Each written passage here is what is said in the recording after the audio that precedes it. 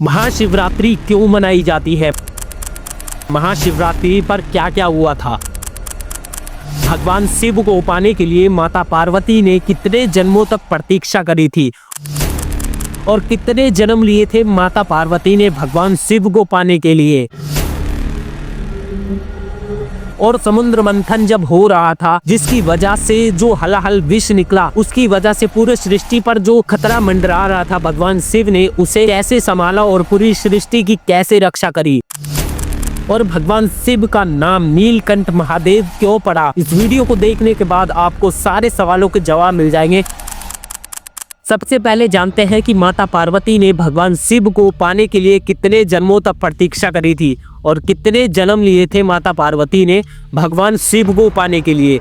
तो सबसे पहले मैं आपको बताऊं कि माता पार्वती ने 2 जन्म लिए थे, पहला सती के रूप में और दूसरा पार्वती के रूप में।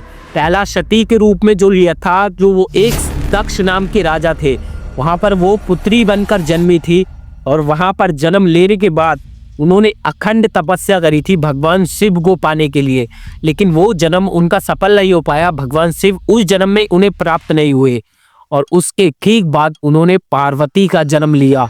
पार्वती के रूप में वो एक हिमालय राज के नाम के राजा थे, उनके यहाँ पर भी वो पुत्री बनकर जन्मी थी और वहाँ पर भी उन्होंने जन्म लेने के बाद अखंड तपस्या करी थी भगवान शिव को पाने के लिए।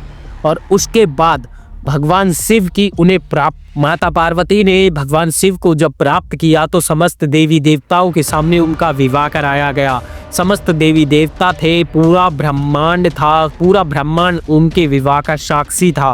पूरे ब्रह्मांड में पहला विवाह हुआ था माता पार्वती का और भगवान शिव का। आज के दिन से, महाशिवरात्रि के दिन से ही प्रेम की शुरुआत हुई थी। जो पूरे ब्रह्मांड में विवाह की नीति चलती आई है, ये भगवान शिव की ही देन है, जो माता पार्वती से विवाह करने के बाद पूरे संसार में विवाह होने लगे और प्रेम का प्रचार हुआ। पहला विवाह और पहला प्रेम का प्रचार भगवान शिव और माता पार्वती के जो अटूट बंधन था उससे निकल कर आया और इस माता पार्वती और भगवान शिव का विवाह समस्त देवी देवताओं के सामने हो चुका था। लेकिन वहीं दूसरी तरफ असुर और देवता में युद्ध चल रहा था, समुद्र मंथन हो रहा था। समुद्र मंथन होने के बाद जो उसके अंदर से हलाहल विष निकला, इसकी वजह से पूरी सृष्टि खतरे में पड़ गई और पूरी सृष्टि का संतुलन बिगड़ गया और सारे देवी देवता घबरा गए। उन्होंने सोचा कि पूरी सृष्टि का अब सर्वनाश हो जाएगा। तो सारे देवी देवता मिलकर, नारायण और सभी देवी देवता मिलकर भगवान शिव के पास पहुँचे और उनको सारी बात बताई। सारी बात बताने के बाद भगवान, सारी समस्या समझने के बाद भगवान शिव ने इस समस्या का हल निकाला और पूरी सृष्टि को खतरे से बचाया। और भगवान शिव ने वो पूरा हलाहल विष अपने कंठ के अंदर धारण किया और उसके बाद से ही भगवान शिव का नाम नीलकंठ महादेव पड़ा और उसके बाद से ही भगवान शिव को नीलकंठ महादेव के नाम से भी जाना जाने। महाशिवरात्रि सिर्फ भगवान शिव और माता पार्वती के विवाह का आधार नहीं है, बल्कि भगवान शिव ने और भी काम करे थे, उनका भी आधार है। जैसे भगवान ने इतना भयानक विष अपने कंठ में धारण किया, इस सृष्टि को बचाया, इस सृष्टि को संतुलन में रखा है, इस चीज का भी आधार है।